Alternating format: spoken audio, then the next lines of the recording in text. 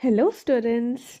तो कैसे चल रही है आप लोगों की तैयारी? आई होप अच्छी चल रही होगी। आई नो बहुत दिन से मैंने वीडियो नहीं डाला है, थोड़ी सी मेरी तबीयत ऊपर नीचे थी, दैट्स वाई मैं नहीं डाल रही थी, पर अब से मैं रेगुलर वीडियोस डालूंगी।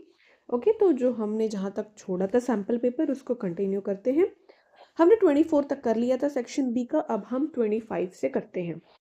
Okay, so the question is state the observation you would make on adding ammonium hydroxide. ठीक है, आप अमोनियम हाइड्रोक्साइड को कैसे लिखते हो? Ammonium is NH4 and hydroxide is OH two aqueous solution. पहला आपको दो के साथ रिएक्ट करवाना है, तो पहला आप अमोनियम हाइड्रोक्साइड को करवा रहे हो फेरस सल्फेट। ठीक है, फेरस मतलब आयरन। सो आयरन सल्फेट के साथ जब आप रिएक्शन करवाओगे तो आपको क्या देखने को मिलेगा?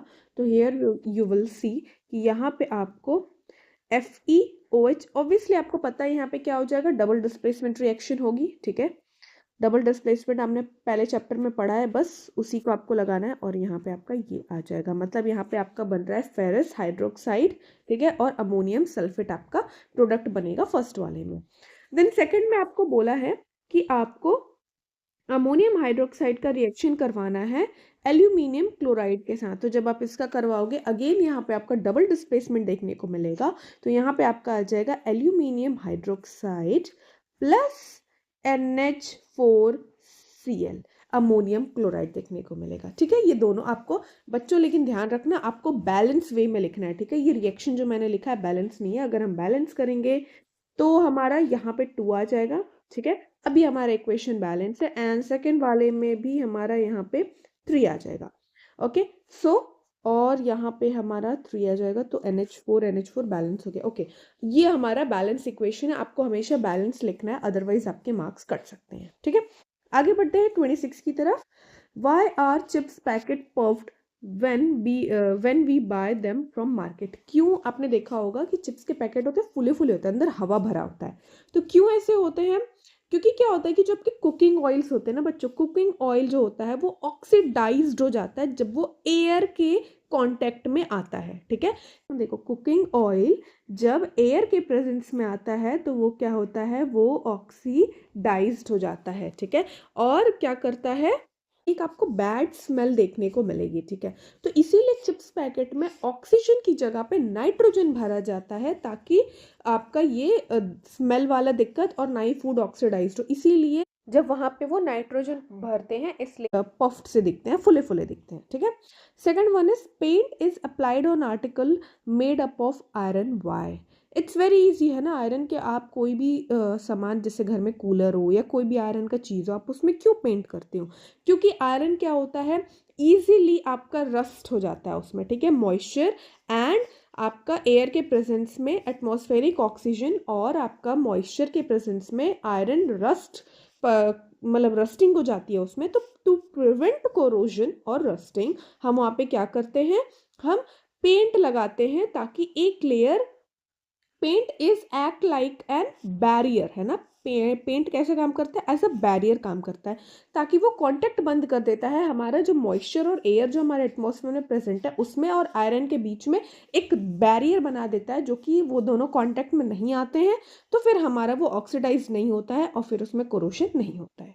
ठीक है, ओके, और में पूछा हुआ है what happens when dilute HCl is added to iron fillings? क्या होगा जब आप डाइल्यूट HCl को आयरन फिलिंग में डालोगे? तो देखो यहाँ पे आपने HCl ले लिया, HCl को आप आयरन फिलिंग में डाल रहे हो, तो यहाँ पे आपको क्या देखने को मिलेगा, FeCl2, और आपका हाइड्रोजन गैस आपको दिखेगा कि यहाँ पे इवॉल्व हो रहा है, आयरन क्लोराइड का फॉर्मेशन हो जाता है। ठीक है, और ये रिएक्शन जो आपको दिख रहा है this is a redox reaction. ठीक है, क्योंकि यहाँ पे आप देख सकते हो, यहाँ पे जो आयरन है यहाँ पे इसकी जो ऑक्सीडेशन स्टेट है वो 0 है, लेकिन यहाँ पे जब आप देखोगे तो इसकी ऑक्सीडेशन स्टेट 2 है, तो ये ऑक्सीडेशन कर रहा है। एंड रिडक्शन आपका क्या हो रहा है, हाइड्रोजन का आपका यहाँ पे क्या है, +1 है, यहाँ पे हाइड्रोजन 0 हो रहा है, तो यहाँ पे इसका रिडक्शन हो रहा है, that's why it is redox reaction. ठीक है, और ये केमिकल रिएक्शन तो है ही, इनका बॉन्ड टूटेगा एंड न्यू बॉन्ड बनेगा। ठीक है, क्लियर? ओके, देखो बहुत बच्चों को ये भी डाउट होता है कि यहाँ पे FeCl2 क्यों बना, FeCl3 भी तो बन सकता था। तो देखो यहाँ पे क्या है कि HCl सफिशिएंट नहीं है, कि वो FeCl3 को प्रोड्यूस कर सके, ठीक है। HCl इज नॉट सफिशिएंटली इतना स्ट्रॉन्ग ऑक्सीडाइजिंग एजेंट नहीं है, उसके लिए आपको यहाँ पे Cl2 की भी जरूरत पड़ेगी, तो यहाँ पे हमको क्लोरीन नहीं दिया हुआ है, दैट्स वाई FeCl2 में ही सिर्फ ये कन्वर्ट होगा। ओके, क्वेश्चन नंबर 27 देखते हैं फटाफट। A zinc plate was kept in a glass container having copper sulphate solution, ठीक है। एक जिंक आपका प्लेट दिया हुआ है जिसमें आपको कॉपर सल्फेट सॉल्यूशन है। On examining it was found that the blue colour of solution is faded slowly after a few drop when zinc plate was taken out of the solution a number of holes were noticed in the straight the given reaction and okay, क्यों होगा? देखो, एक आपका zinc plate है जिसमें आपने किसमें डाल दिया है, लेट सपोज ये आप समझो कि ये कॉपर सल्फेट है आपका, इसमें आपने जिंक सल्फेट का डाल दिया है, तो आपको क्यों ये रिएक्शन देखने को मिला है? आपको इसलिए ये देखने को मिलेगा, मैं यहाँ पे लिखती हूँ, क्योंकि आपको पता है zinc is more reactive than copper. तो अगर आप जिंक प्लेट डाल रहे हो कॉपर सल्फेट के सॉल्यूशन में, तो यहाँ पे पता है जिंक अगर ज्यादा रिएक्टिव है तो जिंक कॉपर को रिप्लेस कर देगा और यहाँ पे आपका जिंक सल्फेट प्लस कॉपर बनेगा, ठीक है। और क्या होगा कि ये स्लोली डिस्प्लेस करता है कॉपर को, जिसके कारण आपका ब्लू कलर धीरे धीरे धीरे आपको दिखेगा कि वो हटते जा रहा है। और जैसे जैसे आपका जो जिंक है वो जिंक सल्फेट में कन्वर्ट होगा, नंबर ऑफ होल्स जो थे आपके जिंक सल्फेट में वो आपको देखने को मिलेंगे, ठीक है। ओके, नाउ नेक्स्ट इज 28, जो कि आपका पैराग्राफ दिया हुआ है ना एग्जाम में बच्चों, आप पैराग्राफ जरूर पढ़ेंगे because it's helps very much to answer the question. Okay, so the first question is illustrate where oxidation and reduction occurs together with an example. ठीक है, तो यहाँ पे आपको बताना है कि ऑक्सीडेशन और रिडक्शन कहाँ पे हो रहा है। ओके, मतलब हमको पढ़ना ही पड़ेगा, ठीक है। Redox reaction is an reduction upon that now in the first half reaction oxidation take place. Okay, the substance which gain to on the other hand lose electron. okay, तो मतलब आपको कोई भी एग्जांपल लेके आई थिंक बता लेना है कि आप बता दो, तो आप कोई भी एक एग्जांपल ले लो जहाँ पे ऑक्सीडेशन और रिडक्शन दोनों एक साथ। और अभी हमने जो ऊपर एग्जांपल देखा था ये वाला, ये भी एक एग्जांपल है, ठीक है। और एग्जांपल लेना चाहोगे तो आपका हो जाएगा, मान लो कॉपर ऑक्साइड ले लिया आपने, कॉपर ऑक्साइड ले लो हाइड्रोजन के साथ, इसको रिएक्शन करवाओगे तो यहाँ पे बन जाएगा कॉपर अलग हो जाएगा, वाटर फॉर्म हो जाएगा, यहाँ पे ये भी हो जाएगा, है ना। आप देख सकते हो कॉपर रिड्यूस्ड हो रहा है, वहीं पे हाइड्रोजन आपको ऑक्सीडाइज हो रहा है क्योंकि यहाँ पे वाटर में फॉर्म हो रहा है, ठीक है। Second one is what do you mean by oxidising agent and reducing agent? क्या होता है oxidising agent and reducing agent? Oxidising agent की अगर बात की जाए तो ऑक्सीडाइजिंग एजेंट ये होता है कि जो खुद को रिड्यूस करे। अगर मैं को नॉर्मल समझाऊं एकदम लोकल में तो क्या हो जाएगा, जो खुद को रिड्यूस करे दूसरे को ऑक्सीडाइज करे, मतलब वो दूसरे कंपाउंड में या तो एडिशन करे ऑक्सीजन का या फिर रिमूवल करे हाइड्रोजन का, ठीक है। अगेन हमारा रिड्यूसिंग एजेंट क्या हो जाएगा, जस्ट उसका उल्टा हो जाएगा, जो दूसरे कंपाउंड से क्या करे, जो दूसरों को रिड्यूस करे खुद को ऑक्सीडाइज करे, मतलब दूसरे में से रिमूवल ऑफ ऑक्सीजन करवाए एंड एडिशन या फिर एडिशन ऑफ हाइड्रोजन करवाए, ठीक है। Okay, third one is for the given reaction identify the oxidation and reduction part. Okay, इसमें से आपको बताना है कि कौन ऑक्सीडेशन हो रहा है इसमें से और कौन सा आपका रिडक्शन हो रहा है। आप देख सकते हो यहाँ पे ZnO जो है वो Zn में जा रहा है, रिमूवल ऑफ ऑक्सीजन, तो यहाँ पे क्या होगा आपका, यहाँ पे आपका रिडक्शन हो रहा है। और CO देख रहे हो आप, CO2 में एडिशन ऑफ ऑक्सीजन हो रहा है, तो यहाँ पे क्या हो रहा है हमारा ऑक्सीडेशन हो रहा है, ठीक है। ओके, नेक्स्ट है हमारा और करके दिया है इन the following reaction which substance is reduced. Okay, इसमें भी आपको बताना है कि कौन सा सब्सटेंस जो है इसमें से रिड्यूस हो रहा है। तो आप देख सकते हो यहाँ पे H2O2 है, मतलब हर ऑक्सीजन हाइड्रोजन के पास एक ऑक्सीजन, लेकिन जब वो वाटर में कन्वर्ट होता है तो एक ऑक्सीजन के पास दो हाइड्रोजन हो जा रहा है ना, तो ऑक्सीजन की अमाउंट कम हो जा रही है, तो ऑक्सीजन की अमाउंट जहाँ कम होगी वहाँ पे क्या होता है हमारा रिडक्शन। तो इसमें से कौन रिड्यूस्ड हो रहा है हमारा, H2O2 हमारा रिड्यूस्ड हो रहा है, ठीक है। ओके, आगे बढ़ते हैं क्वेश्चन नंबर 29 पे। What is the difference between soap and detergent? यहाँ पे आपको बताना है कि सोप और डिटर्जेंट में अंतर क्या है। तो सोप आपका क्या होता है, सोप आपका sodium salt of fatty acid है, वही आपका क्या है जो डिटर्जेंट है वो sodium salt of sulphonic acids होते हैं, ठीक है। ये अंतर होता है इसमें। आगे है state in brief the cleansing action of soap in removing an oily spot from the fabric. Why are soap not very effective when a fabric is washed in hard water? How does, ठीक है। Okay, तो आपको बताना है कि आपको पता है कि हार्ड वाटर में क्यों नहीं होगा, क्योंकि सोप जो है वो हार्ड वाटर के साथ काम नहीं करता है। हार्ड वाटर के साथ वो फॉर्मेशन ऑफ स्पर्म नहीं कर पाता है, वाइल डिटर्जेंट कर लेता है। इसीलिए जो हमारा सोप है वो हार्ड वाटर में काम नहीं करता है। रही बात इसकी कि क्लिनजिंग एक्शन कैसे होता है, प्रॉपर आपको समझाना है, तो जो एनसीईआरटी में आपने पढ़ रखी है डायग्राम, आपको उसी डायग्राम के उससे यहाँ पे समझाना है ना। आपने पढ़ रखा है जैसे कि अगर बीच में ऑयल ड्रॉप है तो यहाँ पे सोप कैसे काम करता है, इसका हाइड्रोफोलिक और हाइड्रोफिलिक है ना। और यहाँ पे जो एंड वाला पार्ट है ये हमारा क्या होता है, आयनिक पार्ट होता है। ठीक है, तो यहाँ पे क्या होता है, जो हमारा सोप का जो कार्बन चेन है वो डिसॉल्व हो जाता है ऑयल में हमारा, और आयनिक एंड जो है वो डिसॉल्व होता है हमारा वाटर में, क्योंकि वाटर सॉल्युबल है, दूसरा वाला हमारा फैट सॉल्युबल होता है। तो ये हमारा वाटर में सॉल्युबल हो जाएगा और हमारा मिसल फॉर्म करते हैं, एंड वही फिर ये ऐसे प्रोसेस होके साफ करते हैं। आपको ये पूरा वहाँ पे एक्सप्लेन करना है, ठीक है ना। ओके, अब यहाँ पे पूछा हुआ है ना कि how is the problem solve, तो कैसे होगा हार्ड वाटर में। देखो हार्ड वाटर में हमारा क्या होता है, कैल्शियम होता है या फिर मैग्नीशियम प्रेजेंट होगा, ठीक है, जो कि रिएक्ट करेगा सोप से, जो कि हमारा प्रेसिपिटेट फॉर्म करता है, जो कि जनरली नहीं कर पाते हैं। लेकिन आपको अगर सोप की जगह आप डिटर्जेंट यूज कर लो तो आपका क्या होगा, डिटर्जेंट यहाँ पे काम कर देता है हार्ड वाटर में भी। तो हम हार्ड वाटर में सोप का यूज ना करके हम डिटर्जेंट का यूज करते हैं, ठीक है। ओके, और वाला देखते हैं, नेम द कंपाउंड। यहाँ पे आपको इन सब के नाम देने हैं। तो सबसे पहले आप देख सकते हो फर्स्ट वाले में यहाँ पे OH लगा हुआ है, OH लगा हुआ है मतलब एल्कोहल फंक्शनल ग्रुप है ना। नंबर ऑफ कार्बन गिन लो, 1 2 3, 3 है, 3 वाले को क्या बोलते हैं, प्रोपेन। एल्कोहल लगा है तो वहां पे क्या लग जाएगा, OL, तो इसका नाम क्या हो जाएगा, प्रोपेनॉल। और इसको बच्चों कितने जगह पे अगर आपको और डीपली लिखना होता है तो ऐसे भी लिखते हो आप हम जो नेमिंग है कार्बन की वो वहां से करते हैं जहां पे आपका फंक्शनल ग्रुप अटैच हो।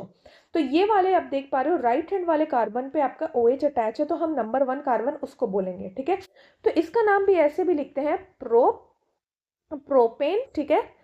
1, एंड 1 इसलिए लिखा क्योंकि कौन से कार्बन पे हमारा अल्कोहल ग्रुप अटैच है, तो 1 पे, एंड ओल, तो ऐसे भी लिखते हैं, ठीक है। सेकेंड वन देखते हैं, सेकेंड वन अगेन आपको दिख रहा है C डबल बॉन्ड OH, तो ये हमारा क्या है, कार्बोक्सिलिक एसिड है। नंबर ऑफ कार्बन 1 2 3 3 है, तो ये हमारा हो जाएगा प्रोपेनोइक एसिड, ठीक है। Okay, third one is, third one में आपका Cl लगा हुआ है, ठीक है। और आपको पता है अगर आप हेलोजन ग्रुप लेते हो तो यहाँ पे हम सफिक्स नहीं, इसको एज अ प्रीफिक्स यूज करते हैं। अगेन नंबर कार्बन की नंबरिंग 1 2 3 करोगे जहाँ पे फंक्शनल ग्रुप अटैच होता है, तो यहाँ पे हो जाएगा 1 क्लोरो, क्योंकि 1 कार्बन पे लगा हुआ है, एंड उसके आगे नंबर ऑफ कार्बन 3 है, तो प्रोपेन, ठीक है। फोर्थ वन इज अगेन यहाँ पे OH लगा हुआ है ना, नंबर ऑफ कार्ब सॉरी आपका फंक्शनल ग्रुप कौन सा है, अल्कोहल है, and number of carbon 1 2 3 same, again 3 3 same है, 1 और 4 सेम है हमारा, तो ये क्या हो जाएगा हमारा प्रोपेनॉल, ठीक है। फिफ्थ वन में आप देख पा रहे हो यहाँ पे ट्रिपल बॉन्ड है, मतलब YN ही लगेगा हमारा, है ना। और नंबर ऑफ कार्बन कितने हैं, 1 2 3, तो क्या हो जाएगा propyne. Sixth one is, sixth one में आपका देख पा रहे हो C डबल बॉन्ड O बीच में दिया हुआ है, लेफ्ट में भी कार्बन राइट में भी कार्बन, इसका मतलब ये कीटोन दिया हुआ है। क्या दिया हुआ है, कीटोन, कीटोन दिया हुआ है मतलब ओन लगेगा आपका, ठीक है। नंबर ऑफ कार्बन कितने हैं, 1 2 3 4, 4 नंबर ऑफ कार्बन है, और 4 को क्या बोलते हैं, ब्यूटेन, तो क्या हो जाएगा ये ब्यूटेनोन, ठीक है। समझ आया, ऐसे आपको नेमिंग यहाँ पे करनी है, ठीक है। आगे बढ़ते हैं, आगे दिया हुआ है which of the following statement is true, आपको बताना है कि इसमें से कौन सा स्टेटमेंट ट्रू है, ठीक है। स्टेटमेंट्स दिया हुआ है, a concave lens has 4 dioptre power having a focal length 0.25 metre. आपका एक कॉन्वेक्स लेंस है जिसका की पावर दिया हुआ है 4 और फोकल लेंथ इतना है। तो आपको पता है कि P is equals to 1/f होता है। आप कैलकुलेट कर लो, अगर पावर F है 4 है, ठीक है, तो F कितना हो जाएगा 1/P, तो क्या 1/4 की वैल्यू 0.25 मीटर आएगी, यस आएगी, तो ये बिल्कुल सही है ना। पर यहाँ पे आप देख पा रहे हो कॉनकेव दिया हुआ है, मतलब इसका पावर नेगेटिव में होना चाहिए था, ना ही कि पॉजिटिव में, इसका माइनस में आएगा फोकल लेंथ, और ये भी, तो ये हमारा गलत हो गया। बी में दिया हुआ है कॉनकेव लेंस जिसका पावर यहाँ पे देखो माइनस में दिया हुआ है, पावर -8, फोकल लेंथ दिया हुआ है इतना, इसका फोकल लेंथ अगर आप निकालोगे 1/P करके 1/-8, तो यहाँ पे आपका 0.25 नहीं आएगा, आपको पता है, तो यहाँ पे हमारा ये गलत हो गया। सी वाला हमारा दिया हुआ है कॉन्वेक्स लेंस जिसका पावर -4 दे दिया है, ये वैसे ही गलत हो गया क्योंकि कॉन्वेक्स लेंस का पावर पॉजिटिव में होता है। Fourth one is convex lens का पावर हमारा 4 दिया हुआ है एंड फोकल लेंथ दिया हुआ है 0.25। तो यस, इसको अगर आप देखोगे फोकल लेंथ निकालोगे 1/p करके, तो 1/4 का हमारा आता है 0.25, जो कि फोर्थ वन इज हमारा करेक्ट हो जाएगा। ठीक है, आई होप आपको समझ आ रहा होगा चीजें, है ना। आगे देखते हैं। In the following diagram showing dispersion of white light by a glass prism the colour P Q respectively are. Okay, यहाँ पे आपको दिया हुआ है, आपको बताना है पी कौन सा है, क्यू कौन सा। आपको इसमें कुछ नहीं, सिंपली ये याद रखना है कि जब भी आप प्रिज्म से करते हो तो आपके जो सबसे नीचे पे कलर जो आती है, सबसे नीचे पे कौन सी आती है आपकी, वायलेट कलर, क्योंकि नीचे से विग्योर बनना चालू होता है और ऊपर रेड पे जाता है, क्योंकि रेड सबसे ज्यादा फैलने वाला कलर है, रेड सबसे कम डाइवर्ट होता है, इसीलिए सबसे ऊपर रेड आएगा। आप देख सकते हो पी ज्यादा डाइवर्ट हो रहा है as compare to Q, red colour least divert होता है, इसीलिए वो ऊपर आएगा। तो हमारा क्या हो जाएगा, वायलेट एंड रेड। ठीक है, रेड एंड वायलेट भी ऑप्शन है, लेकिन आपको बताना है पी एंड क्यू, नहीं कि क्यू एंड पी, इसलिए P is violet and Q is red, तो वायलेट एंड रेड। नेक्स्ट है आगे assertion reason. Two bar magnet attract when they are brought near to each other with a same pole। दो bar magnet एक दूसरे को attract करते हैं क्योंकि दोनों के पास सेम पोल है। बिल्कुल गलत बात है ये, है ना। दोनों के पास सेम पोल नहीं हो सकता। सेम पोल अगर होंगे, अगर नॉर्थ नॉर्थ हो, साउथ साउथ हो, तो यहाँ पे अट्रैक्शन नहीं, यहाँ पे रिपल्शन होता है ना, इसीलिए असर्शन गलत हो गया हमारा। Unlike poles will attract each other, बिल्कुल सही। अनलाइक पोल्स मतलब नॉर्थ साउथ या फिर साउथ नॉर्थ, ये दोनों आप लोगे तो ये अट्रैक्ट करते हैं, ये रिपल करते हैं, तो हमारा असर्शन गलत है और हमारा रीजन सही है, तो हमारा डी हो जाएगा। ठीक है, आगे है name the factors on which brightness of image in a camera depends and how. किस फैक्टर पे जो हमारा हम ब्राइटनेस ऑफ इमेज जो है वो कैमरा का डिपेंड करता है और कैसे। देखो, जो ब्राइटनेस ऑफ इमेज है वो सबसे पहले बात समझना, सबसे पहले किस पे करेगा, वो टाइम पे करेगा कि टी टाइम पे करेगा, वो टाइम जो कि उस पे एक्सपोज हो रहा होगा। ठीक है, टाइम ऑफ एक्सपोज पे। दूसरा आपका क्या होगा, डायरेक्टली प्रोपोर्शनल होगा किसके, square of diameter of aperture of the lens system. ठीक है, किसके आपका होगा, उसके डायमीटर पे डायरेक्टली प्रोपोर्शनल होगा aperture of the lens system का। ठीक है, तीसरा आपका क्या होगा, तीसरा आपका इनवर्सली प्रोपोर्शनल होगा square of focal length of the lens system. ठीक है, इनवर्सली प्रोपोर्शनल। फोर्थ आपका क्या होगा, इनवर्सली प्रोपोर्शनल किसके, स्क्वायर ऑफ लेटरल मैग्निफिकेशन। ठीक है, या फिर आप लेटरल मैग्निफिकेशन को इमेज ब्राइटनेस भी बोल सकते हो, उसके क्या होगा, ये इनवर्सली प्रोपोर्शनल होगा। ठीक है ना, मतलब मैंने मैग्निफिकेशन को लिखा है, या फिर इमेज ब्राइटनेस ले लो। ठीक है, तो ये सारे पे ये डिपेंड करेगा। 34 दिया हुआ है question, a potential difference of 220 volt is applied across a, okay आपको V दिया हुआ है 220, R दिया हुआ है 440 इन एन इलेक्ट्रिक आयन।